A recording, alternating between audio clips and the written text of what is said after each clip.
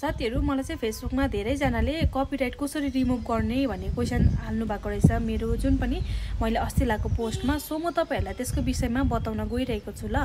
किन भन्दाखेरि धेरै जनाले फेसबुकमा रिल्सहरुमा गीत हाल्नुहुन्छ हैन, अनि तपाईहरुको भिडियोमा गीतहरु हाल्नुहुन्छ अरूको हैन, अनि त्यो कारणले चाहिँ तपाईहरुको चाहिँ कपिराइट लागेको हुन्छ। तपाईहरुको भ्युज पनि ज्यादा आइराको हुन्छ, तपाईहरुको रिल्समा राम्रो खालको भ्युज गइराको छ, अन्त भिडियोहरु राम्रो चलिराको छ, तर पनि तपाईहरुको त्यो पोस्ट छ त्यो पोस्टबाट चाहिँ पैसा कमेको छैन भन्ने चाहिँ के कारण हुन्छ भन्दा चाहिँ एउटा चाहिँ कपिराइट हो है।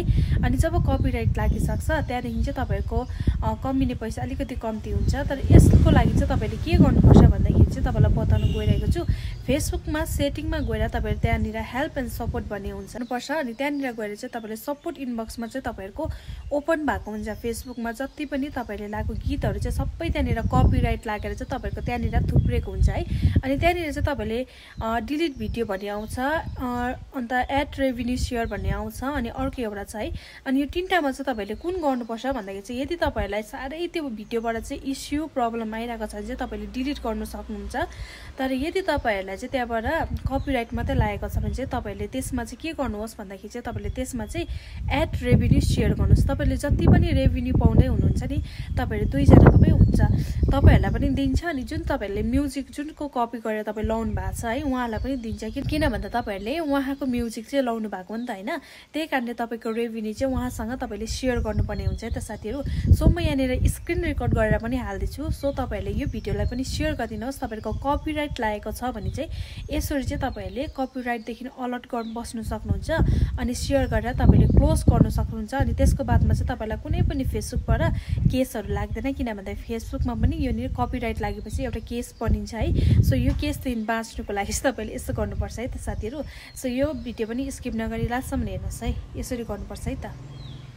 सो गाइस यो चाहिँ मेरो पेज हो। यो पेजमा तपाईहरुले यहाँ हेर्न सक्नुहुन्छ, यहाँनिर मुनिपट्टि चाहिँ मेरो हेल्प एन्ड सपोर्ट छ है। यहाँनिर यो क्वेशन मार्क जस्तोमा त्यहाँनिर तपाईहरुले टच गर्नुहोस्। त्यसको बादमा सपोर्ट इनबक्स छ, सपोर्ट इनबक्समा जानुहोस्। आफ्टर दैट तपाईहरुलाई यहाँनिर लोड भएर आउँछ है योर अलर्ट अनि रिपोर्ट अबाउट अदर्स है। अनि यहाँनिर तपाईहरुले के गर्नुपर्छ भन्दाखेरि चाहिँ योर अलर्ट है, तपाईलाई कुन कुरामा अलर्ट गराएको छ यहाँ हेर्न सक्नुहुन्छ। यो चाहिँ मेरो डल्लै पहिला मैले फेसबुकको गीतहरु लाउँदाखेरि लागेको कपिराइट हो। अनि यसको बादमा चाहिँ यहाँ मुनि तल छ जुन चाहिँ मेरो स्टिल है धेरैवटा चाहिँ ओपनबाट आइबस्छ, किन भन्दाखेरि मैले अरूको म्युजिकहरु चलाएको कारणले गर्दाखेरि। अनि यही भएर चाहिँ हाम्रो कपिराइट लाग्छ अरूको गीतहरु लाउँदा अनि अरूको भिडियोहरु लाउँदाखेरि हैन। त्यही भएर चाहिँ यहाँनिर तपाईलाई म देखाउन गइरहेको छु। मुनिपट्टि चाहिँ मेरो दुई तीनवटा उयसमा चाहिँ केस स्टिल केस छ है। अनि यो केस यहाँ हेर्न सक्नुहुन्छ, your video has new monetisation update छ, अनि यसमा मैले टच गर्नुपर्छ। अनि यहाँनिर तपाईले चाहिँ सपोर्ट इनबक्समा यहाँ मेरो केस नम्बरहरु हेर्न सक्नुहुन्छ, मलाई यति यति केसहरु लागेको छ यसमा है। अनि यो चाहिँ तपाईले यहाँनिर सी डिटेल्समा जानुहोस्। आफ्टर दैट तपाईले यहाँनिर कन्टिन्यू गर्नुहोस् है। अनि कन्टिन्यू गरेर चाहिँ यो चाहिँ मेरो भिडियो हैन, त्यही भएर चाहिँ मैले यहाँनिर बियर माइन्ड युज लाइसेन्स म्युजिक हैन। अनि कन्टिन्यू चाहिँ यसमा तपाईले कन्टिन्यू नै टच गर्नुहोस्। अनि कन्टिन्यू गरेर तपाईले एक्सेप्ट रेभेन्यू शेयर गर्नुपर्ने हुन्छ है।